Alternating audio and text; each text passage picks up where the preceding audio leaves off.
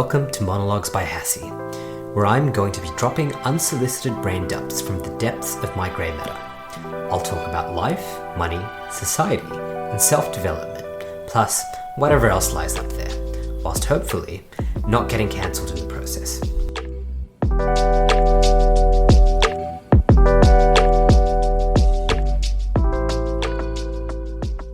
I remember the first time I came across Dunbar's number, which is the maximum number of meaningful relationships you can supposedly have at any one time. So Dunbar's number is 150, and from what I've very briefly read about the theory, you can go all the way down to you can have 15 really good friends, all the way up to 1,500 people that you might be able to recognize, so visually recognize, but ultimately in terms of meaningful relationships, you can only have 150. And intuitively, this seems to make sense considering that we humans evolved in very small groups, and maybe only in the last, even if we look at the last 2,000 to 3,000 years, have we really lived in smaller villages where you may have had 100, maybe 150 people if you were from a very large village. And cities have only become a very common prevalence, in the last 1,000 years or so. And even though there were very large cities in prehistory, majority of people who existed probably would not have lived in those big city states. And we now live in a world where I'm talking to you from Sydney, and I think in the Greater Sydney area there is a couple of million people, and you're probably listening to this podcast from a very large city yourself. And since we've broken well past Dunbar's number, I think this raises a number of challenges that we humans still have not really evolved to meet. And in these challenges, of course, there is lots of opportunities in trying to solve them. And which leads me to what I wanted to talk about in this episode, which is a thought experiment I had to hopefully try and rationalize some of the challenges that people, irrespective of your demographic, will face as they go through different life cycle events compared to back when we did live in small tribes or small villages, which were more in line with Dunbar's number versus these huge cities that we live in now. And I thought I'd start with something that is, everyone is going to have to go through in their lives unless you are very privileged to be born into a world where you personally do not need to work. But if we look at finding a job, that's something that most people will have to do in their lives. So I want us to imagine a very small economy, maybe a small village, and in this village there are 10 jobs available, and there are 10 people who happen to be searching for jobs. And it just so happens that for every one person, there is a perfect job out there for them. So if you imagine in this small town, you now have a situation where these 10 people need to sort themselves into the right job. So you might imagine that in the worst case scenario, one person may have to try 9 different jobs which happen to be the wrong job before they find the right one. Now, of course, that's very unrealistic because they would naturally talk to each other. There would be communication between the 10 people who are going and trying out these jobs, which would speed up that process. But in the worst case scenario, somebody would have to try every job before they got to their perfect job,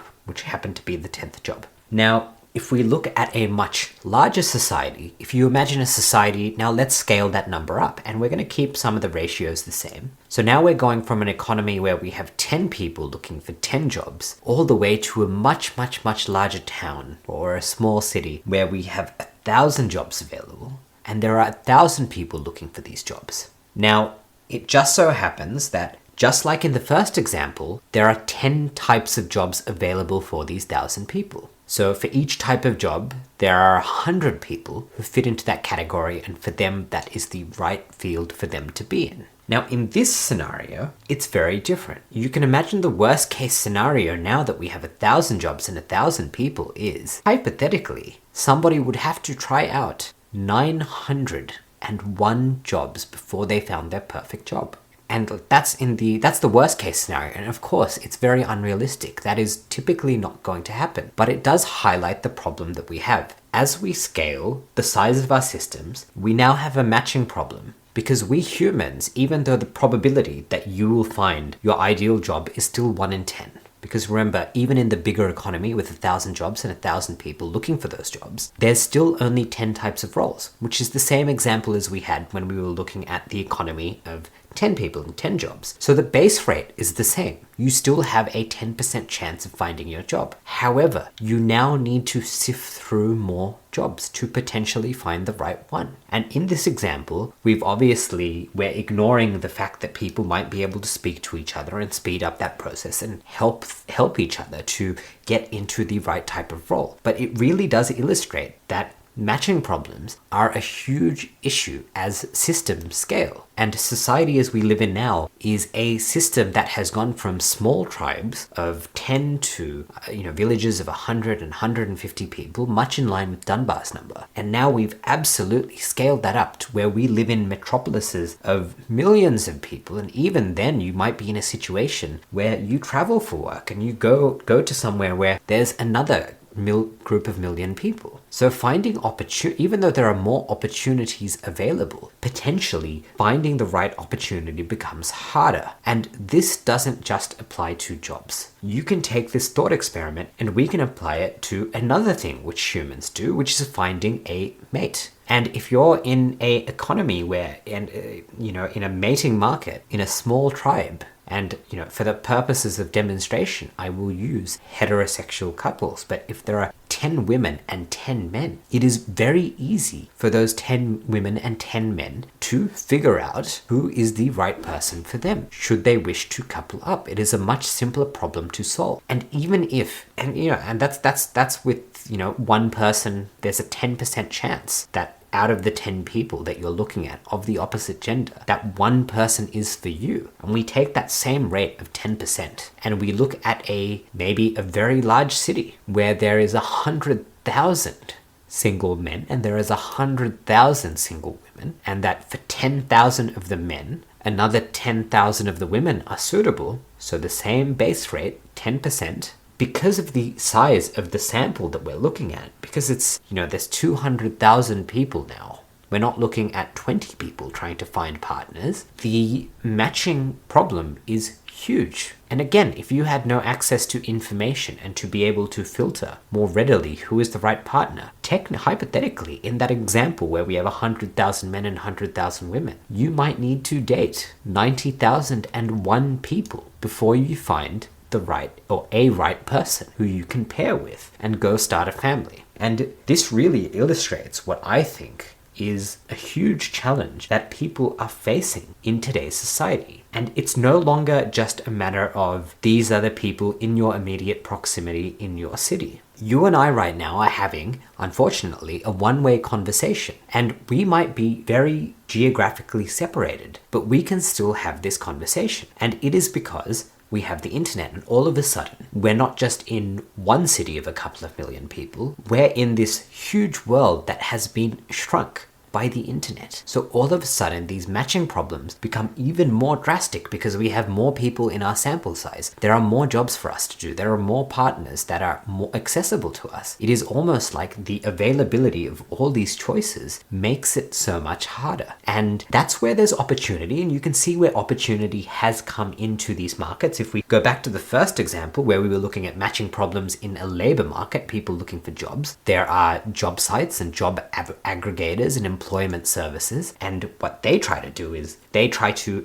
help both the employees and the employers, so the people providing jobs and the people working in those jobs. Naturally, it's in their interest to increase the efficiency of that matching because there is so much choice out there. It is much harder to make a simple decision. At the same time, that comes at a cost. To expedite your ability to find the right match of employee and employer, that costs money. And a great example of that is a recruitment agency who will find an employee for a particular job, but they will generally take a cut, maybe 15 to 25% of that employee's first year's annual salary. And that will be the matching cost. So there are costs incurred by both the employee and the employer in finding the right match. And that is both in time, because it simply takes longer, it's a more complex problem to solve, and also in terms of money for example, because now you need to involve a middleman or a middlewoman to go and do this work, to expedite the matching process. And the same thing happens in the mating market. We have matchmakers, and I think that is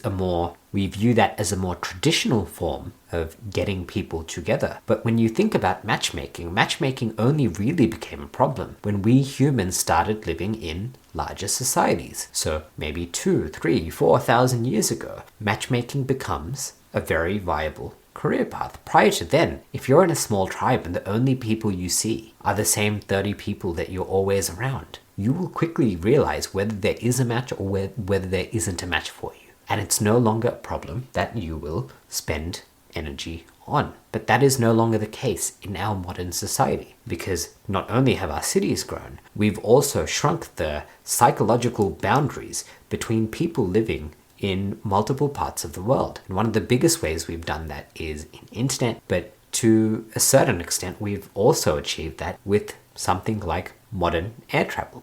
The fact that we can fly across the world in 12 to 24 hours, depending on where you're going, is a remarkable thing. We really have shrunk the world, both in terms of the way we mentally think about the world, our psychological models of the world, and also physically. We have shrunk the world because travel has become so much more accessible. So these matching problems are incredibly interesting. And I've always thought that I think as humans, we need to be a bit more forgiving and empathetic to ourselves, because we do need to be cognizant that we're not playing the same game, that there are matching problems, and that maybe we haven't found the right match. And it could be a partner, and it could be a job, it could be so many other things from where we need to pick something out of a very big array of other things. And I've always found this thought experiment to be very helpful, and it really just leads to more questions in terms of, are there things that we could be doing better to expedite the matching process, to make things easier for ourselves and to make things easier for other people?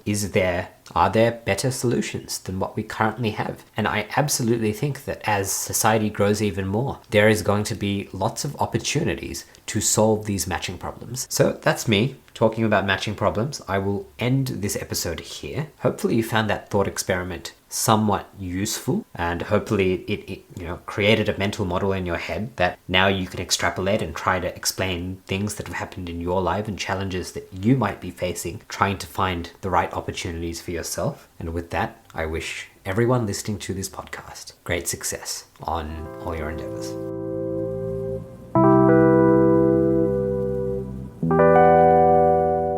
You've just made it through another episode of Monologues by Hassie. It brings me great pleasure to know that you made it to the end. To listen to more episodes, subscribe on your favorite podcast app or visit monologuesbyhassie.com. Thanks for swinging by.